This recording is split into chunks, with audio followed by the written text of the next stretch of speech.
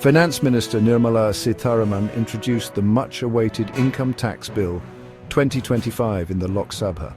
The Central Board of Direct Taxes, or CBT, formed an internal committee for a comprehensive review of the Income Tax Act 1961, which we'll refer to as the Act henceforth.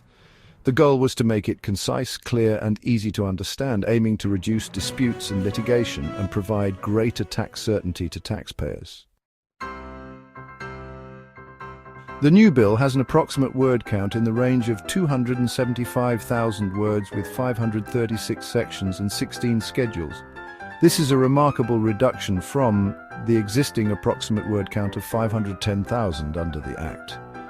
There is also a more cohesive structure proposed under the new bill. Provisions relating to similar subject matter have been clubbed within a single or related heading rather than being scattered all over the Act, as is the position currently. A few minor changes have been made in certain definitions to explicitly state the obvious. A few redundant provisions, whose applicability had already expired, have been dropped in the new bill. These efforts bear fruits in making the form of the law concise and clearer. Despite the above features, the new bill doesn't pass the muster when one looks at its substance. The new bill attempts to simplify semantics in the name of simplifying the law. In doing so, it fails to achieve both. The bill has largely lifted provisions from the Act as it is and renumbered them.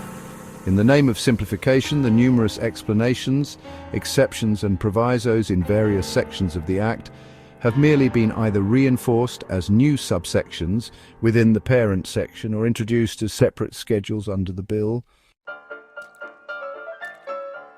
With minimal changes in the language, no solution or clarity has been provided to the complications that exist presently.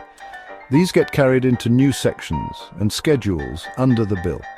In other parts of the bill, the existing provisions containing complex workings have been simply transposed as tables either within the sections themselves or as separate schedules.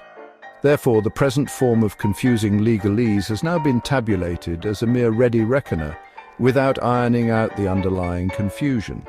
These tables and schedules still contain multiple cross-references to different provisions, thereby making the interpretation and implementation an equally tedious task, as is presently the case. One of the avowed objectives of the whole exercise was also to reduce compliance and litigation. On this count, it is disconcerting to note that the new bill contains no reforms to rationalize the strict penalty and prosecution provisions, even in cases of non-serious or smaller infractions of law. Similarly, various threshold and concessional limits for compliances and claiming deductions have not been revised upwards. They have been bodily lifted from the present Act into the bill without any application of mind. These monetary references had been fixed long back and have constantly been falling behind the inflationary impact that a taxpayer experiences. In this context, the new bill is not a forward-looking document. Apart from the substantive and machinery provisions, the implementation of the Act is backed by a robust IT infrastructure. This ensures seamless online filing and processing of income tax returns, issuance of refunds, verification of claims with the statutory provisions, issuance of notices, assessment, filing of forms, etc. In view of the new bill, the existing IT infrastructure will have to be recalibrated to align it with the new provisions, new tables, new forms and renumbered sections. In addition to that, the old disputes and assessments under the current Act will also continue on the same IT infrastructure on the side. This will cause massive constraints on IT resources with teething troubles in the early days of implementation. If the intent was only to make cosmetic changes to the language to aid the readability of the law, the same could have been achieved by way of a mere amendment to the current Act.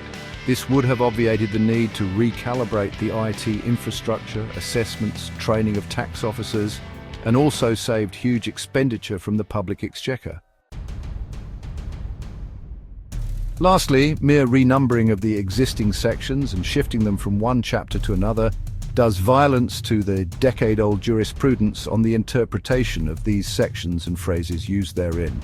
The positioning of a particular provision at a specific place or chapter also influences its interpretation. Thus, the settled principles and interpretation are susceptible to being challenged afresh by tax officers.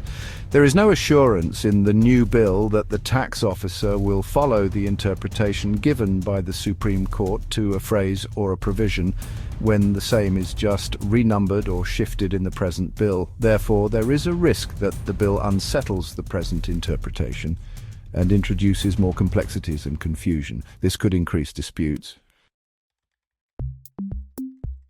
With no substantial reforms or structural changes, there is a plausible chance that a number of amendments will be made year after year once it is enacted as a law.